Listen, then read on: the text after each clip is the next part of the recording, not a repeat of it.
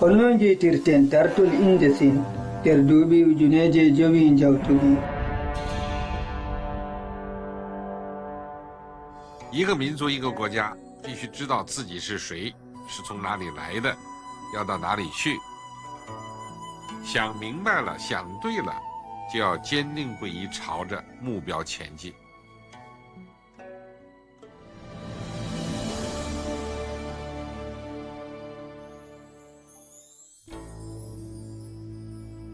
ɗum fuɗɗi winduki inde china dow lanawal ndiyangal jamdi boɗeringal heezu duuɓi ko hewti ujuneje tati irtoyangal to shenshi. 99%以上的历史是没有文字书写的，那么长时间的历史，怎么去构建？完全靠考古。我们是有5000年文明的一个根的，这是我们世界观的一个基础。考古可以提供给我们文化自信的一个资源。 nder nuwambaru hitande ujuneje ɗiɗi sappo e ɗiɗi ɓawo suɓeki dow darde sakatarejo komitiru hakkilanki cpc Xi Jinping o haɓɓi haɓɓere nde sinwayen yelata ɗiftingo ummatore leydi sin. O wi sin e jogi hoolare tiɗunde e laawol mum e miijo mum e juɓɓudi mum ɗum non ko woni hoolare final mum tukuninde ko ɓuri duuɓi ujuneje jowi ɗi pernda. 如果没有5000年文明，哪里有什么中国特色呢？ aynuki nokkuje dartol fina tawa laati hunde nde Xi Jinping suklani e nder ngurdam maako ka siyasa.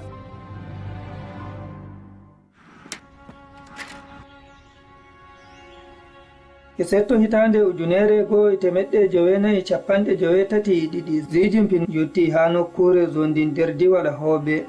o famti bindande e are dartol e nyiɓale tariha. ɗe are pinal e dartol ngol ɗe laati hunde teddunde nder ɓernde Xi Jinping.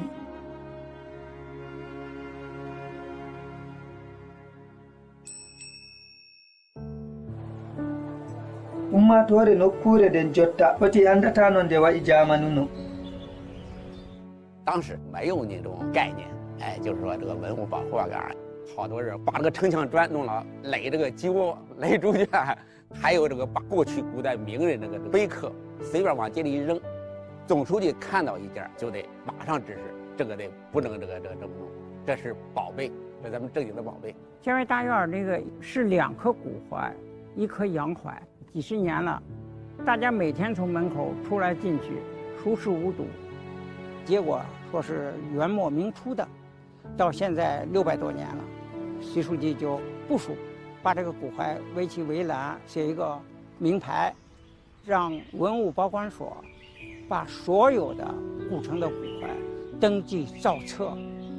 83年他到文保所、到隆兴寺检查指导工作，平常非常亲民、非常和蔼的那么一个领导，但是在看到那个圣主本命长生驻颜碑在一个角落里边，卫生条件非常不好，就非常生气，非常严厉地对当时的所领导进行了批评。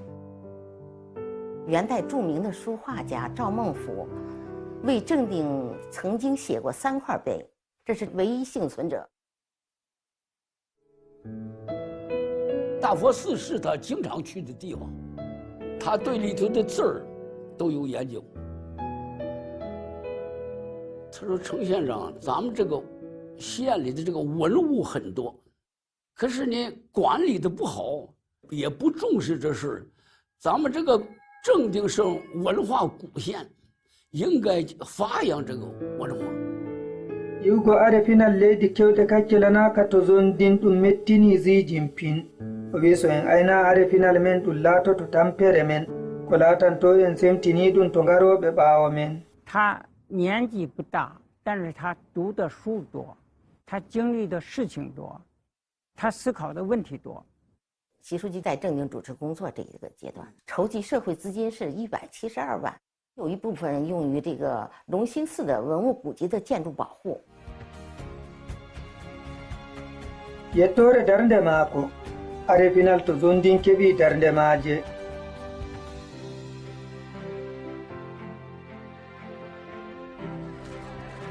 看一看，看一看九龙寺塔、八大寺，还有24座金牌坊。aynuki fiiji fina tawa wuro ngon ɗum wongo fo ndon gusijin fin tiggani ardiɓe yabre nden ko ɓuri duuɓi 4 joni o rokki jawabuwol maako e dow fondo to zondin32岁的生日是我在厦门当副市长履新的时候过的。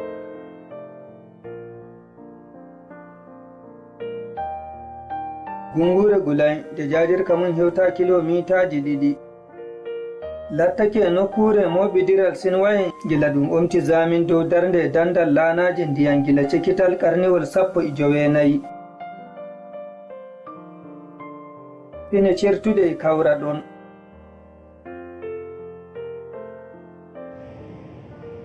ɓawnde o jaɓi laamu to zamin zijin pin wi'i defte kewɗe ɗe dartol e final nokkure nden o waɗi wattuji kewɗi anduɓe nokkure nden o jangi dow gurdam zamin e aadaji mum wonde nyalde e hitande 1991 ɓawde o timmini jawabu dow gungure gulayi gonje darakta jano museum zamen darni Xi Jinping。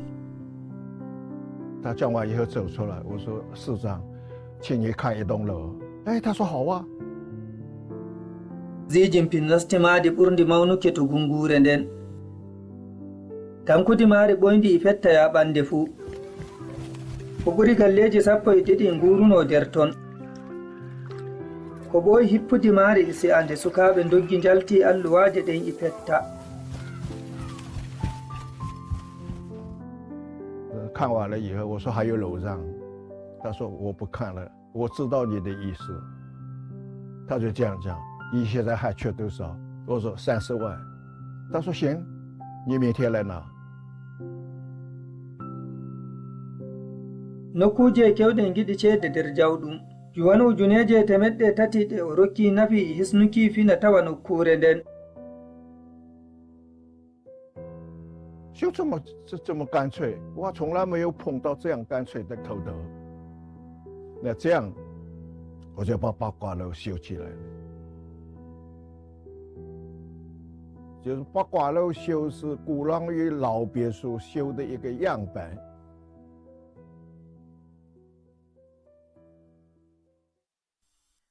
maale diyagarajo wetatiɗe duuɓi mum ɓuri temerre gila ɓaawo ngarti mission o ganji leydi sinsarde nden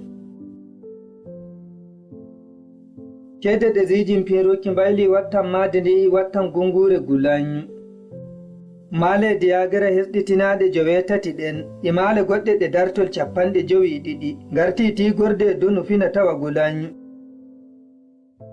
习近平总统当时在厦门任职的时候，曾经主持编写过厦门经济社会发展战略，对鼓浪屿后来的保护和发展是至关重要的。aragare septembaru hitande 2002 Xi Jinping yilli gungure nden kadi o wangini miijo maako dow ɓamtare gulan yaaki nokku tourist ɓurɗum lolluki o settini keɓe gungure nden nayi ɗe ɗum towtinta nokku keeri ɗum risku maayo gimi dunu e fina tawa ummatore 更多的是传统文化保护的角度，当初就没有将岛屿和这个厦门市采取现代的交通方式，比如说桥梁啊、隧道啊这种方式给它进行连接，避免外界对于岛屿过多的这种介入，同时呢也不会过多的增加这个岛屿的旅游压力。Adopted and let me congratulate China. nyande 9/1 hitande 2012 ha mofde fina tawa windere ɗum nastini kare donaɗi gulayu nder donaɗi windere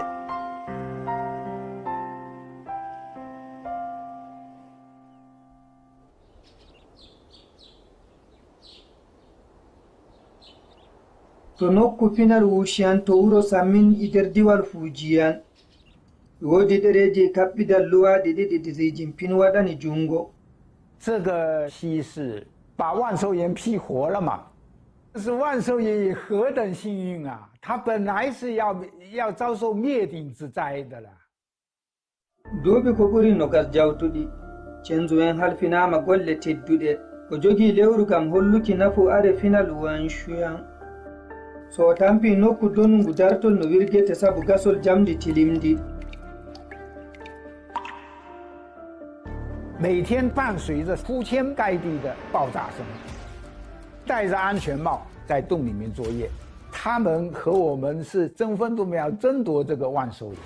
wattu sedda cimtol jawngol neldama to laamu diwal fuujiyan 30号傍晚我去送的，到1号，习近平同志当时是代省长。2000年的第一天，习近平同志这个批次完以后一锤定音了。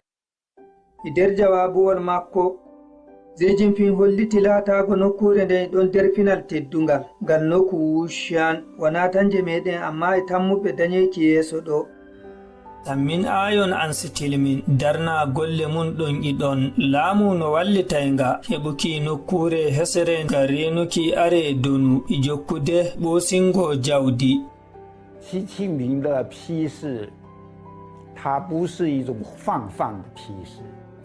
他说，历史文化遗产是一个国家文明破坏了一件，就地球上就没有了一件。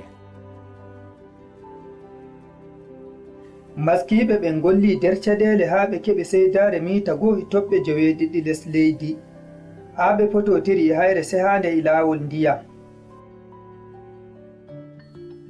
yedungol ngol to nokku Wushan ɓeydi famtinki yimɓe hewɓe dow golle aduna e ɓoyma en to fuujiyan gila duuɓi 1995 joni ardiɓe sammin ayon kadi ma e gondi e caɗele ɓe nduganama wasuki jamdi gila kitale 1992 nokku Wanshuan riskirama e hayre siminti hunde himmininde to tappuki jamdi 上钢的钢材在福建省基本上占据市场的80%到90%。如果上钢停产了，那肯定是对基本建设这个方面都会受到影响。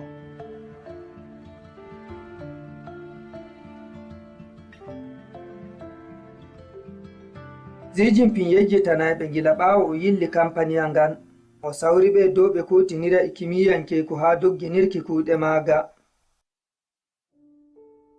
在福建工作了那么多年，这里的山山水水啊，一草一木还是深有感情的，也确实呢，在这里工作时候的一些思考和探索，实际上在我后来的工作中，仍在思考和深化。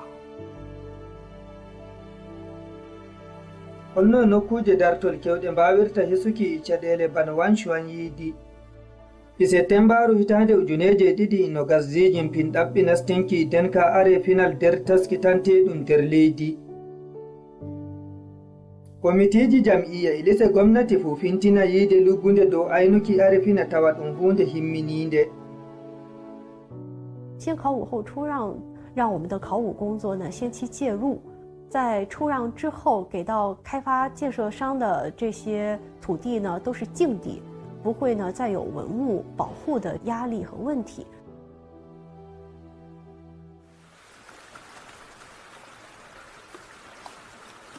wattu ko mi ɗaani mi hoyɗi duule e ila irli Westlet sarde mi latanno pindi Lotus no ɗum yimri gimol yidde ngol jamanu dawlad son e weltina yimɓe haa hannde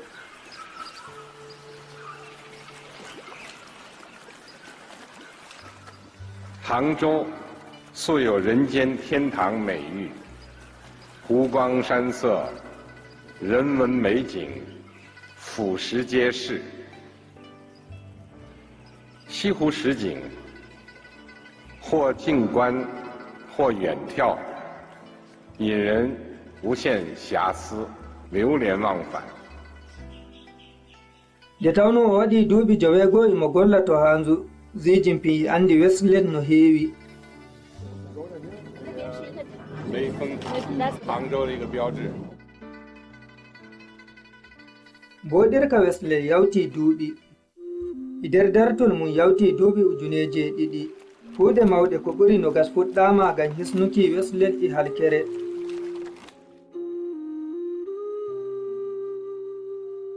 e fuɗɗode hitande 2002 hitande arandere e laamu Xi Jinping to Fujian kuuɗe denka kewɗe fuɗɗi 1年不到，他就来了3次，来视察我们西湖的中保工程。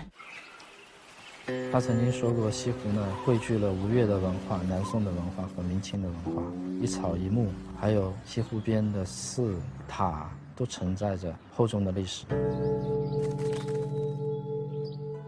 习总书记提出了这个还湖于民的这么一个理念，我们全方位的对我们西湖的历史风貌、文物建筑，还有整个自然山水进行了保护，还有局部的修复，还有一些历史水面的恢复。donu fina tawa walliti mbodirka Wesley laataki inaare dewal yimɓe hanzu Wesley iɗo andire e weltare ha yabre nden。西湖大家都知道是一个非常适宜年轻人徜徉，然后谈情说爱的地方。有些地方的座椅就挨得比较近，总书记也就提出来把这些座椅适当的拉开距离，让我们的年轻人谈情说爱有一个非常好的一个小空间、小环境。Wesley irini yiɗɓe bindol donu haa ɓe golli dow are final kewɗe e nder laamuji dawla. Noye ɓuri moƴƴuki wurtinki ɗe are dartol laati nder miilo Xi Jinping gila ko ɓooyi。他给杭州市委市政府写了一封亲笔签名的信，他认为西湖是杭州的根与魂，要集中展示它的自然美人文美。他应该建一个西湖博物馆。2005年的5月15号，习书记到现场来指导、来视察。他认为建筑要服从于环境，就不能太突兀。所以呢，我们的整个建筑2/3隐藏在地下，他能够非常欣然地接受这样一个建筑，但是对这个建筑又提出了非常科学合理的要求，就是说不要影响周边的环境。我觉得他的眼光也是非常前沿的。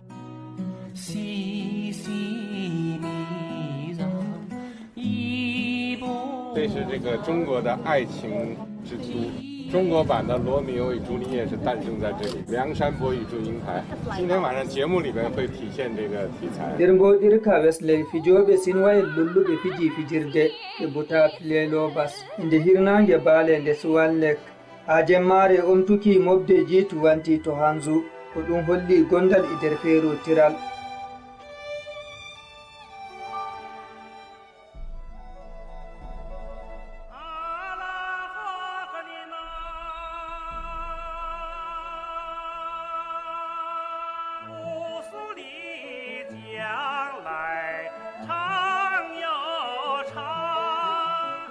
Gimol laana o suuringol belngol ngol holliti leñol heso pamarol derrendo jajjungo ɗuɗoral maɓɓe ɓuri ujuneje jowi ɓe nguuri dow keeri woyla fuunaange leydi sin.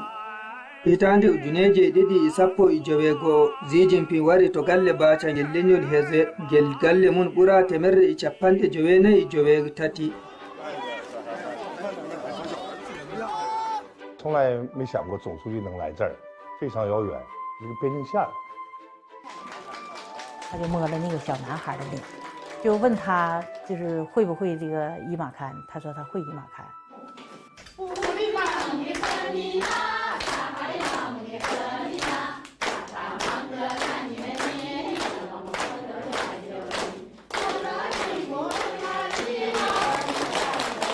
这个贺者主题中，民间说唱为曲，上面用菏泽语的那个音标出来，对，那下面是汉语，对。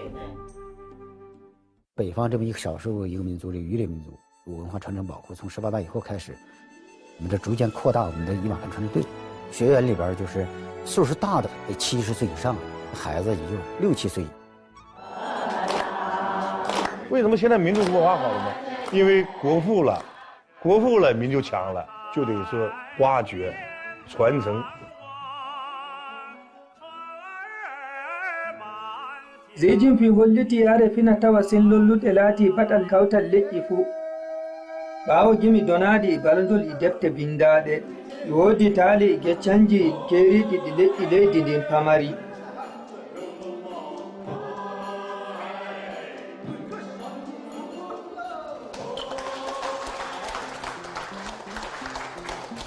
听到你们的这个演唱很神奇啊，感觉到这个历史的文化的声音啊。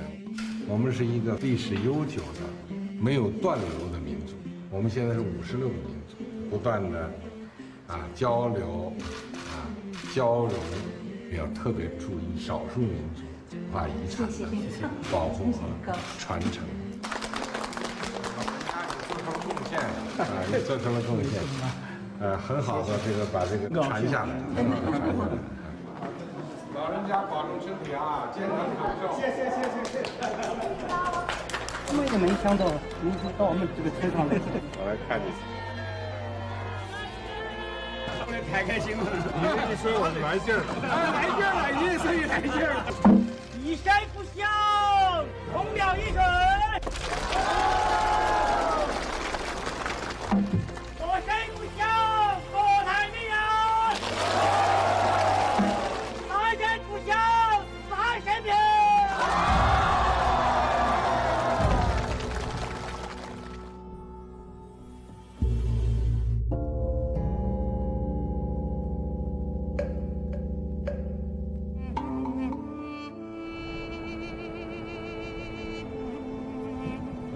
to duhan hendu e huwa kala ko dillata fu nder jarendi seha ko dillata yaake pawne.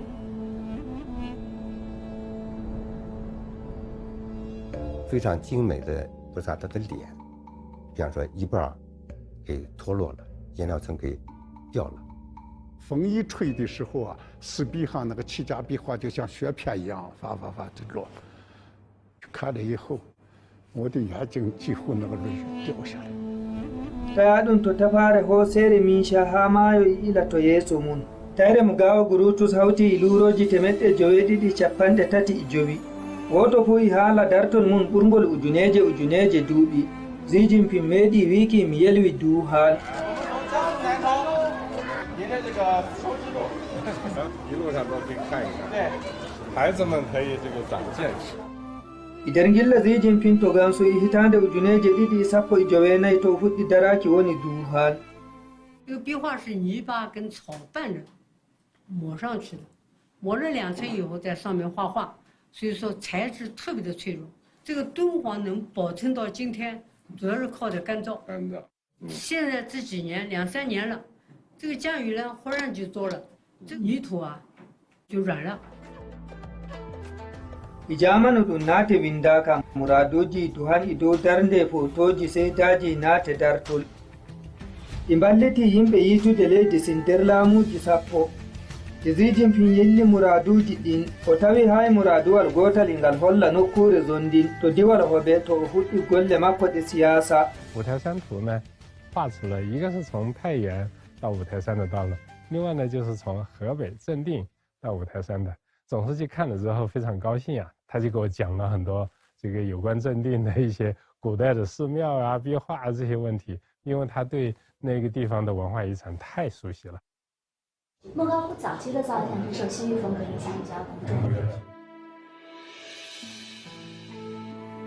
e nder naate duhan e woodi naate kollitoje no limɗe sen feesi e windere nde ko ɓuri duuɓi ujuneje 2 jawtuɗi 这个张骞了，对对对，这是什么时代画的？初唐画。是在历史上最早的出现张骞出的西域这样一个构型。 ɗo ni luuro ngo 295 to mo gawa gurutus mahango e jamanu we hirnange e kombi duuɓi ujunere e 500 jawtuɗi murasuji nder luuro ngo hawti e naate fuusi inuwa mamiraɓe arande e nder dartol sin hawtande e lawru riggango towasin e labbi dewe asparaji ummoriɗi gila india pine certude e moobi e ɗo 敦煌文化呢，展示了中华文明的这种文化自信。只有充满自信的文明，才会在保持自己民族特色的同时，包容、借鉴、吸收各种不同文明。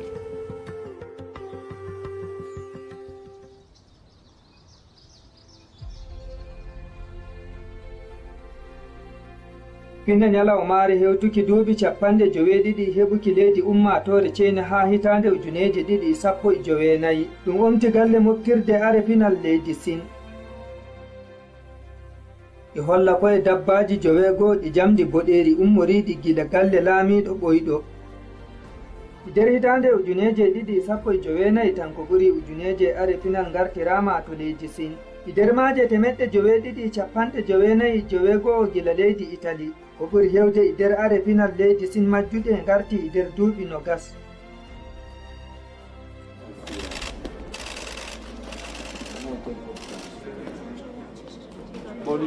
我代表中国政府和中国人民，向你们表示衷心的感谢。 gila jamanu ñolitir ha fuɗɗode e timminnode e karnuwol nogas ɗe are final temeɗɗe joweeɗiɗi capanɗe jowenayi joweego'o i jogii koye dartol sin luggungol e yajjungol duuɓi sappo e joweeɗiɗi ko laamu italie nangiɗe i hitande ujuneje ɗiɗi e joweeɗiɗi ha hitordu italie hiiti e hiɗikoore leydi sin i hitande ujuneje ɗiɗi sappo e jowenayi 这个可以有这个选择方案，一种呢就是物归原主，它是属于哪一个地方的？它我们现在地方博物馆也很健全，就回归那个，也可以放在这个总的，你比如放在国家博物馆。其实当时总书记说这段话的时候，我自己是有一点点吃惊的，因为文物回归原属地呢，这是流失文物追索返还界的一个原则里面，并不是说为一般公众所周知哈。但是总书记当时脱口而出。 他指出，拥有悠久的历史、璀璨的文明，这是我们两个国家的共通之处。我们对于时间的理解，不是以10年、100年为计，而是以100年、1000年为计。 sini itali famri dow fadduki wujjuki are final e wartirkiɗe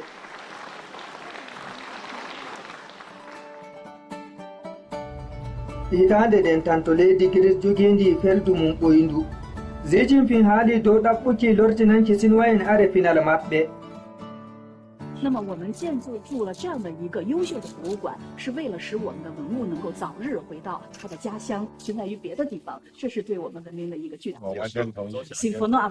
我不仅支持你们，我们还应该共同行动。中国有很多的文物流失在海外，我们也在不懈地做出努力，争取这些文物回归到它的祖国。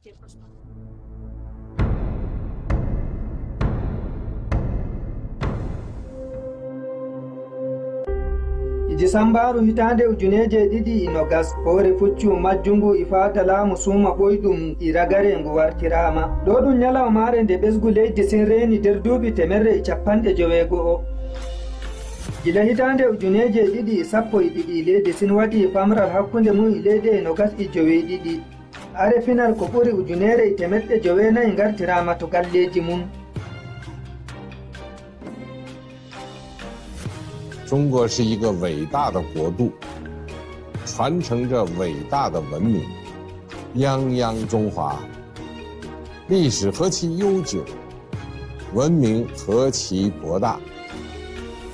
这是我们的自信之基，力量之源。